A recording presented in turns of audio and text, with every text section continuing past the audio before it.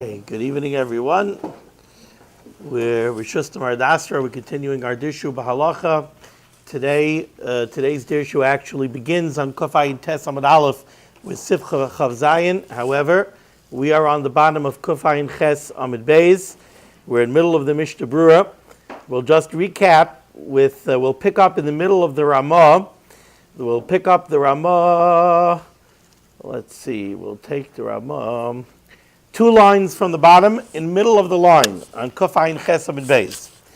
The Ramah says, Vim Avar V'chilel. If somebody is over and he's Mechal Shabbos in order to save his possessions, Tzarech Lehisanois. The Ramah said he has to fast. We said he brings this from an Berurah that he has to fast to get a kapara for his Chilul Shabbos. Arba'am Yom, 40 days, 40 Tanesim, Sheni V'chamishi, on Mondays and on Thursdays.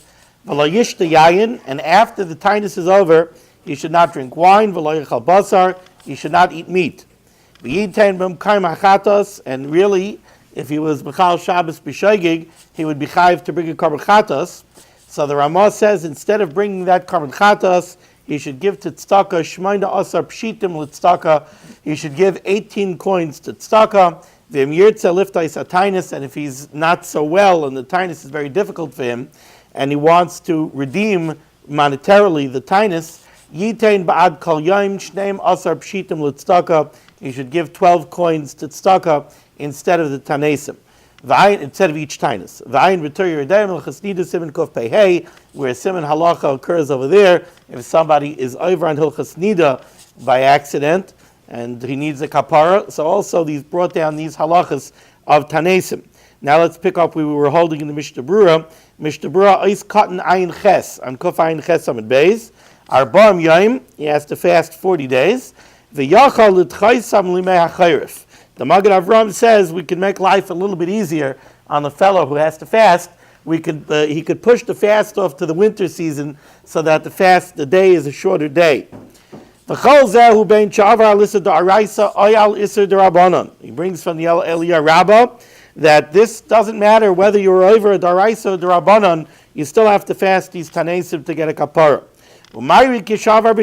And we're discussing here if he was over b'shaygeg. Va'afilu kishavar b'mezid, or even if it was b'mezid, hayamachmar shechafar guma lahat min mois v'pnei ha'anasim v'kayotza bazeh. Even the mezid, we would be talking about what kind of mezid? A mezid where he just couldn't hold himself back from protecting his possessions, so he went ahead and he dug a hole on Shabbos to go put his possessions, to hide his possessions. Aval, however, b'shot nefesh, if somebody was Mechal Shabbos, not out of the temptation that he couldn't restrain himself, but he was over b'shot nefesh, brazenly, lamalis ta'avosai, just to fulfill his desires, tzarech kapara yoser v'yoser. Such a person needs a tremendous amount of kapara. Such a person, if he was over mamish b'mezid, if he would have had hasra and there would be edim, if he was warned and there were witnesses, he would be chayiv death by skila. I'll call upon him kares, or if not, he would be chayiv kares. So for such an aver, certainly this level of kapara of tanesim is not sufficient. V'lachein tzarich tshuva shlema. He would need what the Chavetz Chaim is calling a tshuva shlema, not just, you can't get away with it just with tanesim. However, somebody who was Mechal Shabbos in a case of Pikuach Nefesh, where there was danger to life, he doesn't need a kapar at all.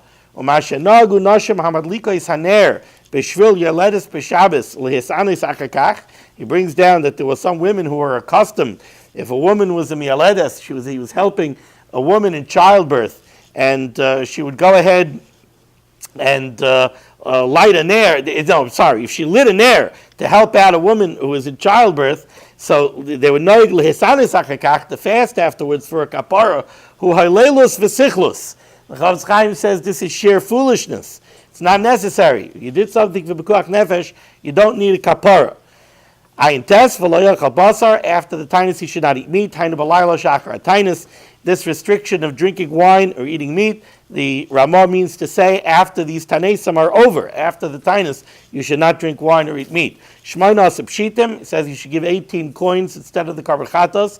Hu Kecheshben Esrim V'Sheva Mois, says the Chavetz Chaim, this is an amount equal to 27 Ma. I see that the Dirshu brings down a footnote 83 that this is the equivalent of 17 grams of silver, which I believe by today's prices would be approximately $8 to $8.50. 17 grams should be about a little bit more than half of a troy ounce, so it should come to about $8 nowadays. Now, we'll see where this number of 27 Ma comes from. Anyway, Chavetz Chaim continues, Ki kol pashet hu gadol v'chetzi polnish, each pashit is a gadol and a half in Polish coins. The chol gadol hu ma. The tam l'shir zeh, where does this come from? Shekasra apaiskim hu mipnei shezeh hayapachu shebakfase b'shebeizim ba'isai ha'es. This was the value of the least expensive of a lamb or of a young goat, ba'isai ha'es, which is what the type of animal you would bring for a karban chatos. Where the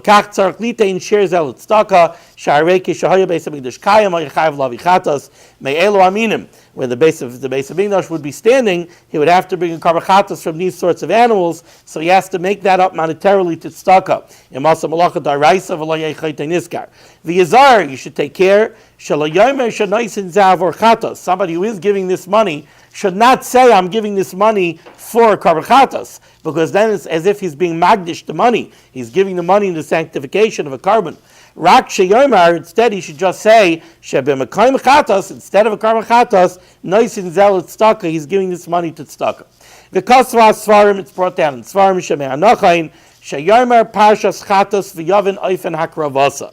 That in order to get the carbon of the kapara of a karban chatos, what you really should do is you should read the parsha of the karban chatos in the Chumash, the Yavin Oifen Akravasa, and you should understand how the karban chatos is supposed to be brought. So basically, you should open up a Gemara and you should learn Kachim, learn Zvachim, and find out how you bring a karban chatos.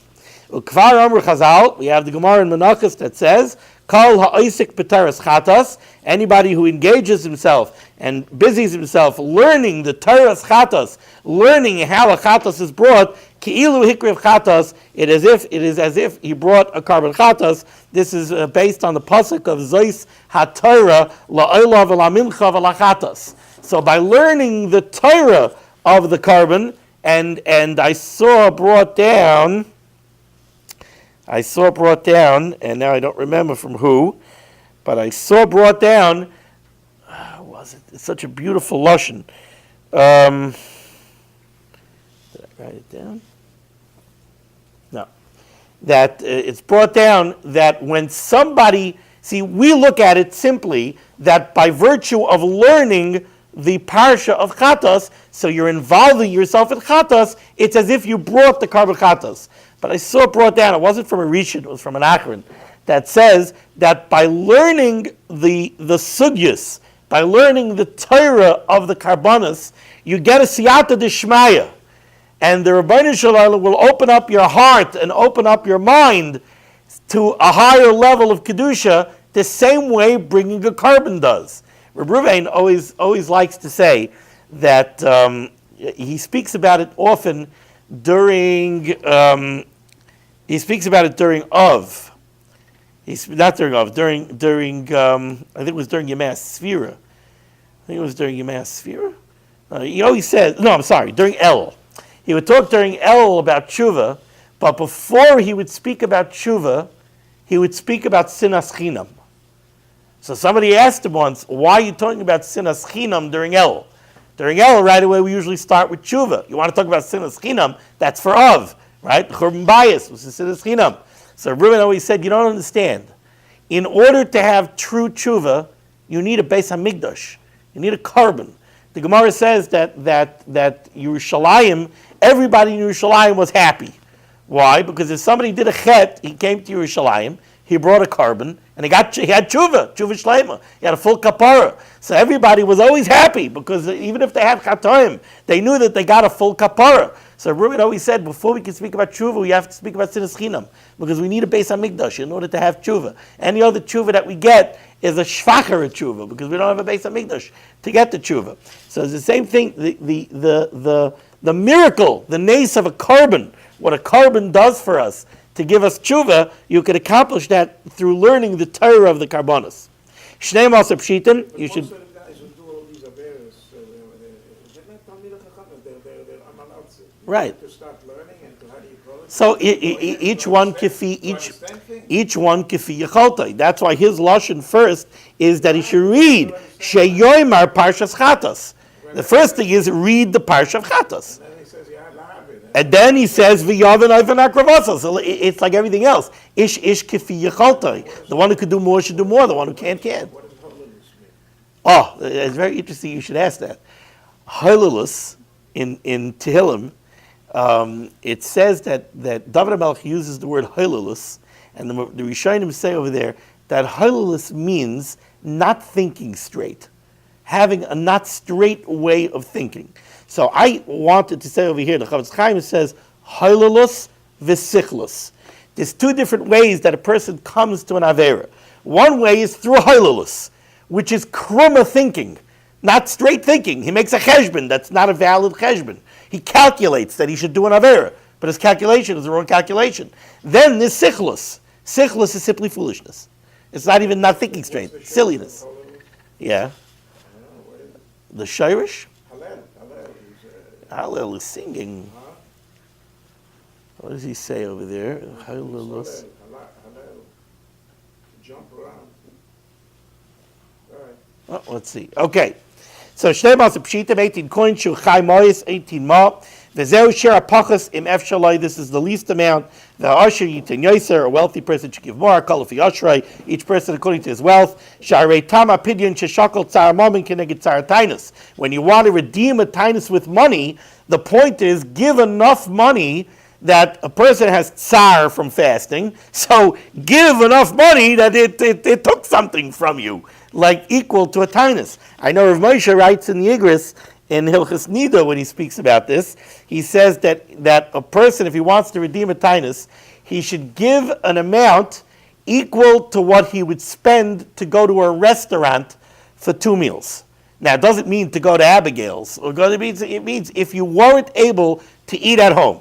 For some reason, you can't eat at home, so you have to go out to eat. So you're not going out to go out.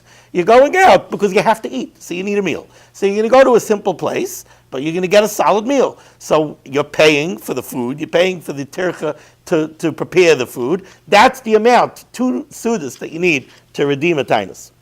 Okay, now we're back on track.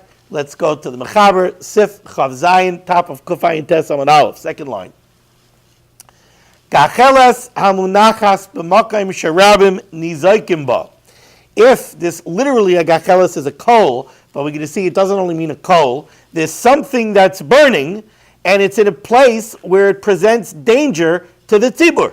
It's in the middle of the street. It's something that people could get hurt. Yachar l'chavaisa, you're allowed to put it out. Bein im hi shal matches, whether it's a burning piece of metal, you have a red hot piece of metal. Bein im hi shal eitz, or whether it's made out of wood. And the Chavetz Chaim will tell us what the nafkaminas are. What's the difference? What it's made out of. The Rambam oiser b'shal eitz. The Rambam prohibits putting it out if it is wood. Let's see the Chavetz Chaim. Ois cotton pei beis Mishnah Berurah yachal l'chavaisa. You're allowed to put it out. Umayri she'ein lo eitza eich l'taltala mimakam zeh. He's talking about in a case where there is no choice. You don't have a way to move it from this place, Lamakam Aker, to a different place, Shein Rabba Mitzuyimba, where people are not going to come across it. Di'ilavachi, because if you are able to move it, it certainly would be preferable that you should take this thing somehow and move it somewhere else, because that's only tiltal of a dvar muktzah, so it's an issa d'Rabbanan. Putting it out is a malacha. So putting it out is definitely more chamor than just moving it. So we must be talking about it in a situation where you can't move it. Ice cut and pei gimel. The Mechaber said it doesn't matter if it's matches, pei gimel, shal matches, whether it's metal. Ve'ein bazeh mishum mitzaref. The chiddush over here is that if something is metal, we have this halacha brought down in Shin Yud Ches.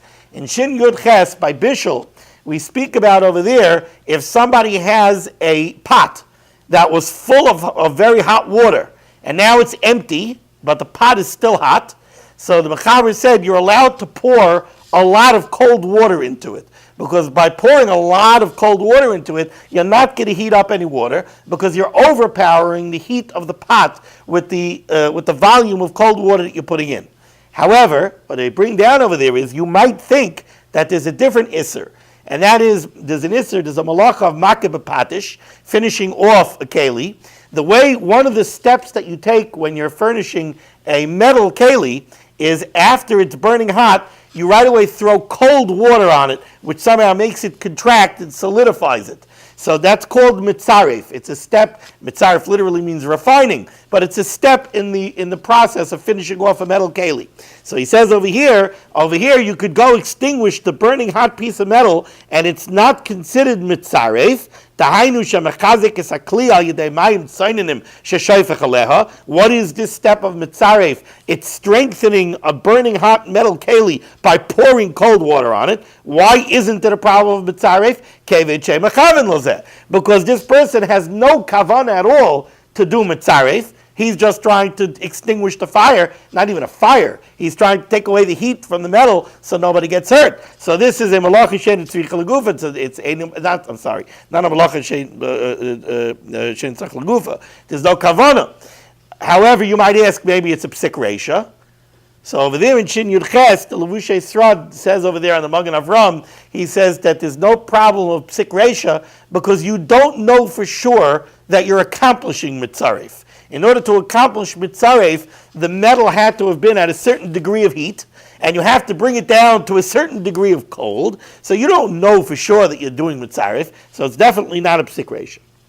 Also, he works with a new keli. I was wondering about that. L'chayr mitzaref should only be on a new keli. Mitzaref could mean to bring together. So That's true. all the molecules Because I know it's contracting. makes it Yeah, stronger. I hear you. I didn't pick up on that. Use it somehow, mitzaref, Refined, purified, refined. Because I guess it's a step. Part of the process. Right. Pei dalet, bein shel eitz, or whether this is burning wood. The kiboy shechayiv min ha'torah, the kiboy daraisa, we mentioned this before, hu dafka kishemachaba lases pchamin. The only time there's an isser of kiboy, of extinguishing min ha'torah, is only when you're doing it with the purpose of creating a coal. Aval stam kiboy, but regular extinguishing, generic extinguishing, have a malacha she'en tzricha legufa. It's always a malacha she'en tzricha legufa. You're not doing it really for the designed purpose, for the really intended purpose. For Iraq, it's a derabanan, so it's only an issa derabanan. Over Mekayim ezeka derabim, and when there's a chance that the rabbim could get hurt here, sheyuchlu lehinazek begufan, people could come and get bodily harm, like Gazer, the Chacham were in Geyser. But if you're doing this just to save somebody's possessions, aser, then it would be forbidden. Like we said previously in Sif Chavav, that you're not allowed to be over malacha drabanan in order to save possessions. The famous sheet of the Rambam holds that a malacha shein tzricha legufa is chayiv even midaraisa, and that's why the Rambam says over here that if it's shel eitz, you can't put it out. Or lekach also b'shel eitz, you can't extinguish the fire because a burning piece of wood, you're making a pcham, you're making a coal when you put it out. It's still a malacha shein tzricha legufa. You don't want to make a coal, you just want to take away a fire. But according to the Rambam, it doesn't matter. Malacha shein tzricha legufa is an issa daraisa. Avo b'shal matchis, but the Rambam does not argue on metal. Why? Leka iser kiboy min ha'torah lekulei alma. Even according to the Rambam, there is no issa daraisa of extinguishing a piece of metal because a piece of metal doesn't burn. De'enoi soireif, the Chofetz Chaim says. Metal doesn't burn. The metal, it holds heat and it conducts heat and it might be red hot, but that's not a fire. Now it's interesting, I just saw over here different achronim, how they talk about the geder of sreifa. How do we quantify exactly what is sreifa and what is kibui, what the malacha of extinguishing is. So one thing I saw was that extinguishing to make a coal, what is the intent of the extinguishing? The intent of the extinguishing is you have a fire. the fire is burning the piece of wood. If you allow the fire to continue, eventually the wood will become burned up, and now you'll have nothing left. So by extinguishing, you're stopping the fire so that you should remain with a coal. That does not apply by metal, because by metal there is no fire, and there is nothing that will be consumed. The metal will not ultimately be consumed. The metal will be red hot, maybe it'll turn white hot, and then when the source of heat goes away, it'll cool back down. But it's not like wood where you have to stop the process of consumption. There is no process of consumption by metal. Okay, V'aramba Meiser, V'halacha K'der Rishayna. Chavetz Chaim says that the halacha follows the Der Rishayna in the Mechaber. It doesn't matter if it's wood, it doesn't matter if it's metal. If this burning object is in a place where people could get hurt, you're allowed to extinguish it. This has interesting ramifications in Hilchos Shabbos nowadays, where you have, let's say you have a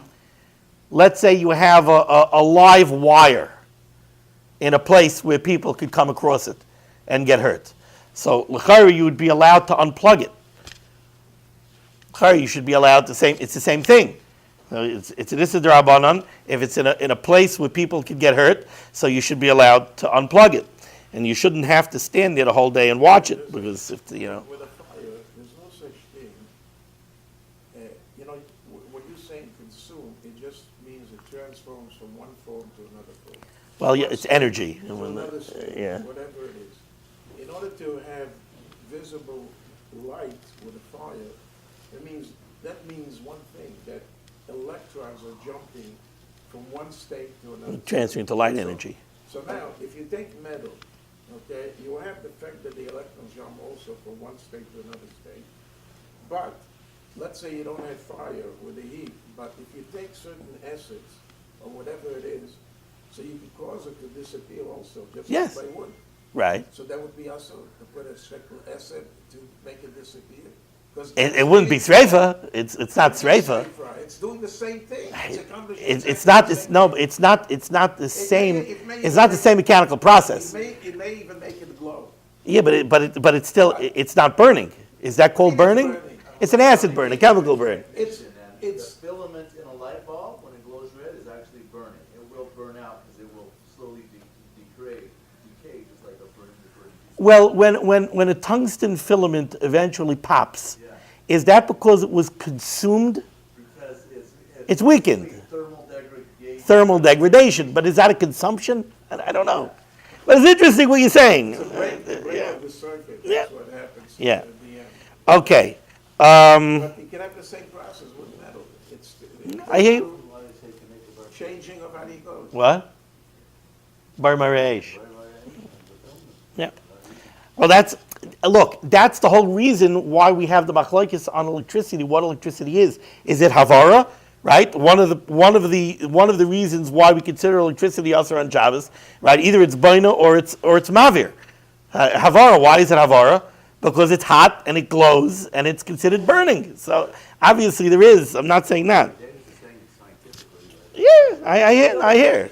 Right. I hear what you're saying. As far as electricity and fire, it's not. It's the balanced electron Jumping from one to, yeah. Okay. One thing I wanted to mention, we're finishing Shin Lamed Daled. What a beautiful Siman, unlike they all are. But I wanted to mention one thing over here. We've spoken about people who are machal Shabbos for pikuach nefesh, and that it's a mitzvah, and they don't need a kapara. We had a maisa once. There was a simcha I used to live in Edison. There was a simcha, a bar mitzvah, and an elderly zayda came for the bar mitzvah, and he fell. By middle of the kiddush, he fell, and he banged his head. He took a pretty good knack. So the EMTs that came felt that he must go to the hospital to be checked out. An elderly man, anybody takes a serious knock on the head, but especially an elderly fellow, they felt he must go to the hospital and be checked. And this is a man who grew up in the United States. He was born in the United States. So he's the stories that we always talk about, the ones that lost their jobs every Friday. He was one of those. So he said, my whole life, I was Moisa Nefesh for Chil Shabbos. I'm not getting into an ambulance on Shabbos. And I know this man. This man is a real stubborn fellow. And he said, I'm not going.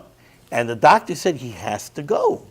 Reb Reuven Reb Reuven was there for Shabbos. So they went to Reb Reuven and they asked him what to do. So he asked, who is it? They told him who it is. He knows the fellow also. So he said, I'll go speak to him. So he goes over, he shoos everybody else away, speaks to him for 2 minutes, and the guy gets up, goes to the ambulance. So I asked him, what'd you tell him? What'd you tell him? That is the mitzvah. I said, what'd you tell him? So he says, it's very simple. He says, you will moise and nefesh your whole life for Shabbos.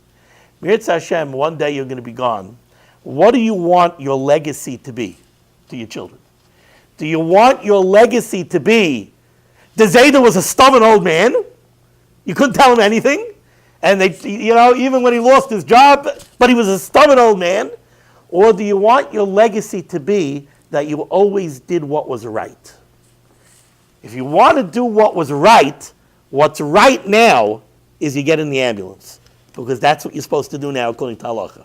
So if you go now, then pshat is the Zayda always followed halacha no matter what. And even when he had to be Mechal Shabbos because of halacha, even when halacha told him that he has to get in the car on Shabbos, he did it.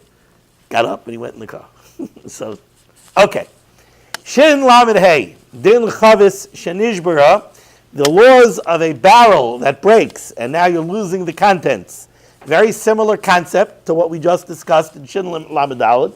And indeed, a lot of the concepts and a lot of the halachas are going to be the same, and maybe that's one of the reasons why it's a lot shorter than Shin Lamed Daled was, because a lot of it is, we know them already.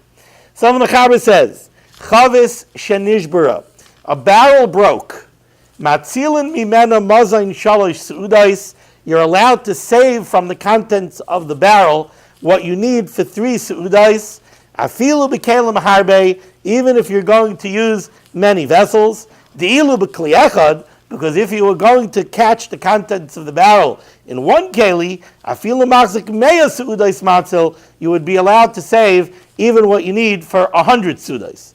What's at work here? So let's go down to the Mishnah Berurah, Eis Katan Aleph, Chavish Shenishbara. Says the Chavetz Chaim, Ve'ein chilik, there's no difference, Bein Shenishbara v'lo nishbach adayin legamri ala aretz, whether the barrel broke and the contents are now leaking out, but they haven't all come out yet, Ubein Shenishbach kvar ala aretz, or whether all of the contents are already on the ground, according to the Mechaber, according to the Beis Yosef, the restrictions remain the same. You want to scoop them up off the floor, you're limited to mazan shalosh seudais. Why? Shebechol zeh choshishu chachamim she'em navai lahater lahatzil b'kelim harbe yosim mishalosh seudais.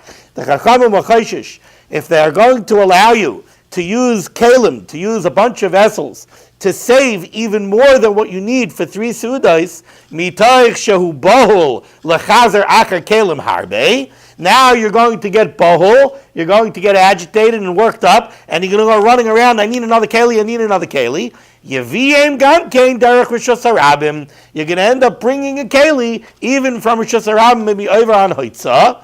Or you're going to go ahead and you're going to do Mesakin Kli, you're going to go fix the keli. The Yesh Seif, however, there are those that hold, if the contents of the barrel already leaked out on the ground,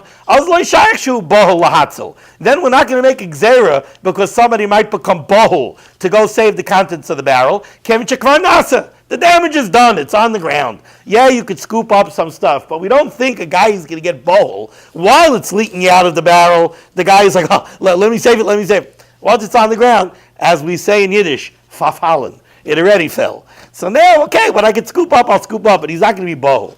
The Efshir Sheyesh L'Akal Keim is Manenu, says the Chavetz Chaim, it's possible that we could be makel like this shita nowadays. Shein Motzi Etzleinu Rishus HaRabim. We don't really have any real Rishus HaRabim. So to be geyser because someone's going to bring Kalim durch Rishus HaRabim, it's not such a major gzeira. Vayin Cham B'Trumas Hadeshen, Trumas Hadeshen says, She'enai Matir Ki Im Lishayv V'Lishpaich, you're allowed to draw and pour out from the barrel Kol mad ba'i, whatever you're taking out, ki im l'saych kaisais k'tanos, only into small cups. The kahai gavna lav uvdu d'chayil, because if you're going to start pouring it out into big kalim, that's already an uvdu d'chayil. That's the way you would transfer during a week On a weekday, if you had to transfer the contents of one barrel to another barrel, that's what you would do. On Shabbos, we don't want you to do it uvda d'chayil. You have to put it into smaller cups. Shein derech ken b'chayil, ukishem eshanim uvda d'chayil like hashin and shiyav l'dei malacha daraisa. And therefore, we don't worry that you're going to come to a malacha daraisa. It's a little bit funny. We're going to see in the Mishnah Berurah over here now. It seems to me, and I see achrayim that say this way. There's two different things at work here. One thing that's at work is the gzera. We're making a gzera. We don't want you to be bohol by the fire. We didn't want you to be bohol because you might come to extinguish the fire. Over here, we don't want you to be bohol because you might bring kalim from Rishus Harabim and you might fix the barrel. There's also another thing at work here, which is uvda d'chayil.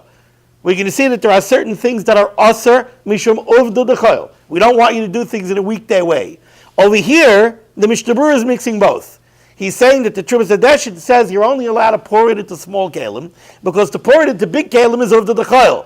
And part of the problem of uvda d'chayil is that if you're doing it in a way that's an uvda d'chayil, then it becomes more important to make a gzera that you might forget Shabbos. So there are some times that it's only aser because of uvda d'chayil, and there are some times that it's also because of uvda d'chayil, because uvda d'chayil is also going to bring you to forget Shabbos. Okay. And when do you have hefsed mamo that was saying you can go and do something, and then there are other times you can't do it? Also, a hefsed harbe, we're always allowed, we're not always, but we're often allowing you to be over on an issa d'rabbanan, like muksa we had. But over here, that's not at play yet over here. Ice cutting bays, mazit shalish seudais, and this is like we said in Shin Lamed Aleph. Hainu kaidem achilas arvis. When do we say you're allowed to save for 3 meals? That's if you didn't eat the Friday night meal yet. So before the Friday night meal, you could save for 3 meals. After the Friday night meal, for 2 meals, etc., etc. When wine is very common, the derech lishtoisai b'chol and the derech is, it is normal procedure that people drink wine throughout the day. And especially if you're talking about a barrel that doesn't even contain wine, and contains something less pricey that you drink all day, then because it's like we said in Shin Lamed Aleph. In Shin Lamed Aleph we said you could save mazain shalisudas. Food you could save for 3 meals. Drink, we said you could save for the whole day. Because you don't only drink during meals, you drink all day. So he's saying the same thing here. If wine is something that you only drink during the Suda, so then you could save wine for 3 meals. If you drink wine all day, you could save wine for all day. If you're not talking about wine, you're talking about ginger ale, so okay, you save for all day. Says the Mechaber weiter. Oh, I just wanted to point out here. The Mechaber said here, you could save mazain shalosh sudais afilu b'kelim harbe, even if it's in many kelim, right? If it's in one keli, you could save even for 100 sudas. That we had that concept in Shin Lamed Aleph also. In Shin Lamed Aleph we had the concept that when is it aser to say, when are you limited to mazain gimel sudais? When you're using multiple kelim. If you're using one keli, right, then you can save as much as you want. Over here the Mechaber says, you could save mazain gimel sudais afilu b'kelim harbe, even if you're using many kelim. By the gzera over here, many kelim makes it worse, because one of the things we're worried about is you're going to bring kelim from Rishus Harabim. Yet, if you're only saving up to gimel sudais, we let you use as many kelim as you want. I guess because you know that you're restricted to mazain gimel sudais. So just the fact that you know that you're restricted to mazain gimel sudais, even though you're using a lot of kelim, you're not going to become bahol to get more kelim. And this lashon afilu b'kelim harbe happens to be from the Rashi in Shabbos. Okay, zok the Mechaber weiter. V'omer la'acherim, you could tell other people, bayu v'hatzilu lachem, come and save wine for yourself. My barrel is busted. I can only save mazain gimel sudais. Why should it go to waste? You go save for yourself. Says the Chavetz Chaim, the Mishnah Berurah, Ois Katan Gimel, Varma Lacherim, Hainu Gam Kein Mazin Shalosh Sudais. They're only allowed to save for themselves Mazin Gimel Sudais. Uketei El B'Sibin Shin Lamed Aleph Sif Tes, just like we said in Shin Lamed Aleph. If the people are coming to save for themselves, then they step into the shoes of the Balabayas, and they're only allowed to save for Gimel Sudais the same way the Balabayas is only allowed to save for Gimel Sudais. Ubelvad, says the Mechaber, Ubelvad shalo yispoig. You're not allowed to soak up the wine.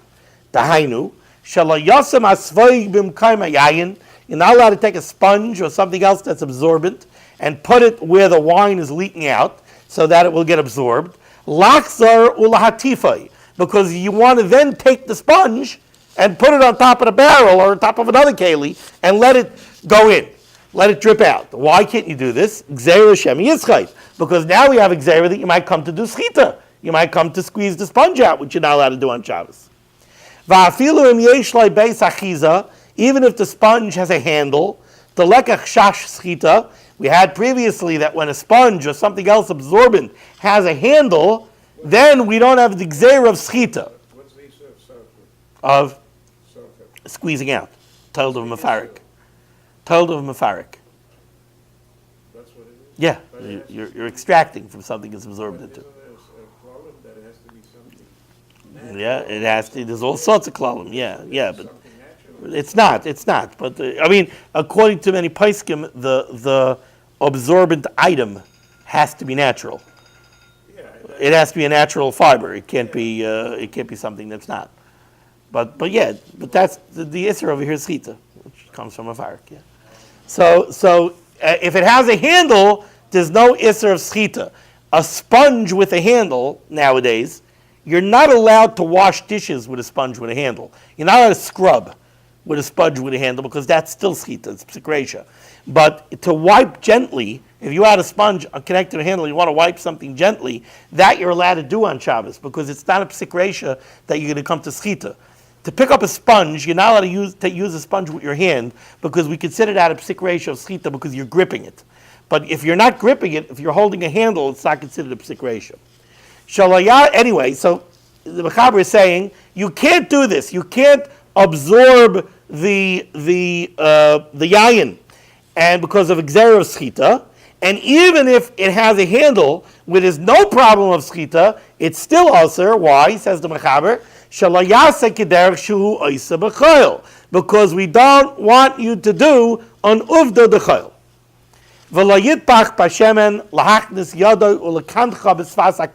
If you had a barrel of oil that's leaking, you're not allowed to take your hand, put your hand into the oil will adhere to your hand, and then go to a keli and wipe your hand off, to wipe the oil into the keli. And again, the Mishnah Berurah is going to say the reason you're not allowed to do that is also because of Avda D'Chayil. Hagah, says the Ramah, V'yesh Armim, there are those that say, Dafka Chavish and Nishbara Shabohol. These Isurim are only by a barrel that breaks, which is a problem of Bohol, V'im Yatzel Chashidan Sheyisaknenu, where if you're going to go start saving things from the barrel, we're afraid you might come to fix the barrel. Avalim Nistak, if the barrel just cracked and it's leaking, so it didn't break. Avalim nistak, it cracked. V'avid tip, and now drips are coming out. She'einer bol kolkach, so you're not in a panic. It's a slow leak. It's not a major leak. You're not in a panic. Then mutter lahatzil bekalim. Then you're allowed to go save the contents of the barrel with many, many kalim, and you could save even more than gimel sudais. There's no more restriction. If it's just a crack with a leak, there are no restrictions. And you could also liklait ulitzaref. We're going to talk in Sif Beis about a barrel that was leaking on top of a roof.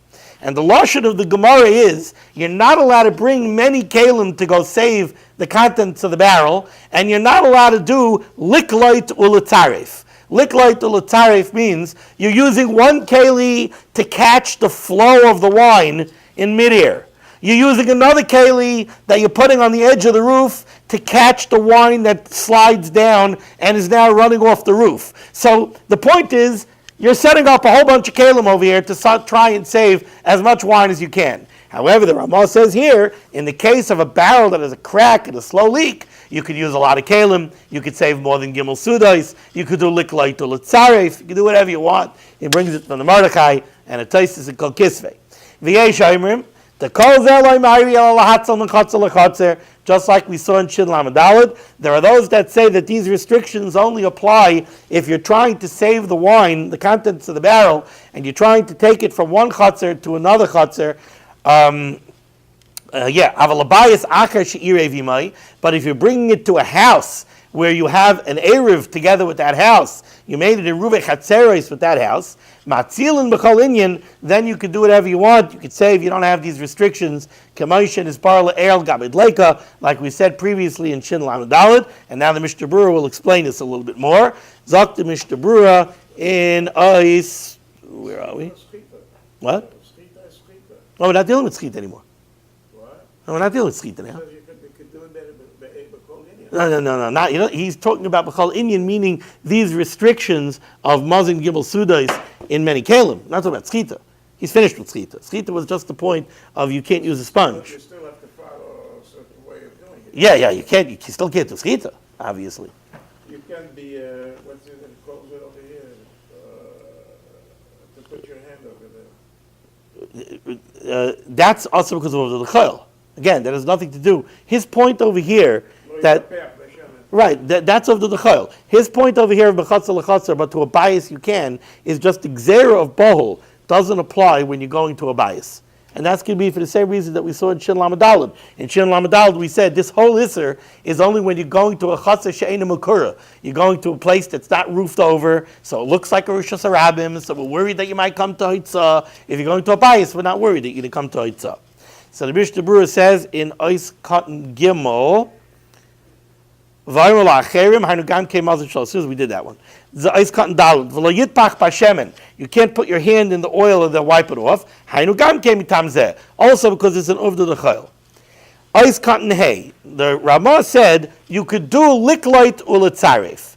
Zok the Chavetz Chaim, din zeh, this phrase, liklait uletzaref, din zeh shaykh l'kamona sif beis. This is really a reference to a halacha that we're going to see in sif beis. Kishanishbara b'rosh hagag, when a barrel breaks on a rooftop. And over there, the lashon of the Gemara is that you could use kalim liklait or litzaref. V'nakte hacha, the reason the Ramah mentions it over here, the bala hashmiina the yachal hatzel b'kalim, the hainu afilu b'kalim harbe. The point of the Ramah, by mentioning the phrase liklait ulitzaref, is only to tell you that you could use in many kalim. These limitations are only in play when you're saving from one chatzar to another. This means even to a chatzar where you have a ruvei chatzeros, still you have this gzera of bohol. Umishum the keven she'ena makara, because since it's not roofed over, it's a courtyard. Dam yaktsas l'Rosh Hashanah. It's similar to a real Rosh Hashanah. Therefore, v'gazru the chachamim made gzera she'em nater b'kelim harbe. If we're going to allow you to save even more than mazon gimel suudais in many kelim, mitayshu bol yishkach shu Shabbos, you'll forget that it's Shabbos v'yiviyim derech Rosh Hashanah. Matzilim b'chol inyan hataz mefakvek bazeh. The Taz argues on this Ramah, and he says, "The gam gabit leika ein din zeh muskim." We saw in Shin Lamed Daled that this idea that these limitations don't exist when you're going to a house, which is not similar to a Rosh Hashanah, was 2 days in the Mechaber. So it's not a davar muskim. But if you're trying to take the contents of the barrel out to your backyard, where there's no point in an erev at all, right? You don't have anybody else living in your backyard. You don't need it a ruvei chatzeros. Over there, the Taz would agree that you're allowed to save it in any way that you want. We have just a couple of minutes, so I'll just continue in Pirkei Avos Mishnah Aleph. We spoke about Moshe Kibel Torah Misinai. The Tana goes on in the Mishnah to describe to you the Masorah. It says Moshe Kibel Torah Misinai, U'Masorah LeYeshua, he gave it over to Yeshua. Yeshua l'Zkenim, l'Zkenim l'Neviim, Neviim l'Anshei Knesses Hagdolah. It's an interesting thing. I saw a news item the other day, a little blurb online, and it says 20 historical individuals that historians doubt ever existed. One of them is Moses. Why didn't Moses exist? Because they don't have anything in the archaeological record in Egypt that tells them that there were plagues and that there was an Exodus and that there was Kriyas Yamsuf. So they decided that these are all legends and myths that were put together, and somebody under a pen name of Moses threw them together in a book. It blows my mind. There's nothing in the archaeological record. So I always say about the archaeological record, one day they're going to dig up fresh kills. And they're going to say that in the 20th century, the Americans had two competing gods of food. There was Pepsi and Coca-Cola. Because everywhere where they dug up chicken bones and burger wrappers, they found either a Coca-Cola can or a Pepsi can. They don't know what it is if it's 1,000 years from now. So if they would find it in the archaeological record, they would be okay. How about us? We have Moshe Kabel Torah Misinai, Umasal Yeshua, Yeshua Zakenim, Zakenim L'Neviim, L'Neviim L'Achkinas Sagdola, and if you look at the Rambam in the Akdama, the Rambam in his Akdama doesn't stop where the Tana stops. Nimtza Miravashi ad Moshe Rabbeinu Olav Shalom Arbaim Doros ve'Eluhein. The Rambam lists for us 40 generations from Moshe Rabbeinu to Ravashi. So that means, and he names them. So we have an unbroken chain from Moshe Rabbeinu to Ravashi, right? Now from Ravashi to the Rambam, from the Rambam to us, I know for absolute certain that I'm learning the same Torah that the Rambam learned. I learned the Rambam. The Rambam's quoting the same psukim I quote. Right? The Rambam knew that he's learning the same thing Rav Ashi learned. Zel b'Gemara. So my Rav Ashi was Seif of the Talmud. We have it all there. From Rav Ashi to Moshe Rabbeinu, we have 40 days. Ish mipi ish. So we have an unbroken Messiah. Ish mipi ish, mipi ish, mipi ish. It's all baloney. Because they didn't find it in hieroglyphics in a pyramid. Now, I mean, and if there would be something in the archaeological record, of course, all the Umas Ha'olam would have had a vested interest for thousands of years to erase it and say it's not true. The same way they say now that Jews have no shaykhs to the land of Israel. Right? They say it now. B'shot nefesh. They say it brazenly without any problem. What do Jews have to do with Palestine? Right? Even falafel we stole from the Palestinians. Do you see that one? We stole falafel from the Palestinians. So you want to know why Avos starts with the Messiah. We have to know, everybody, the kids have to know, that we have an unbroken Messiah. Ish, mipi ish, mipi ish, mipi ish. That goes all the way back. There's no way of denying it.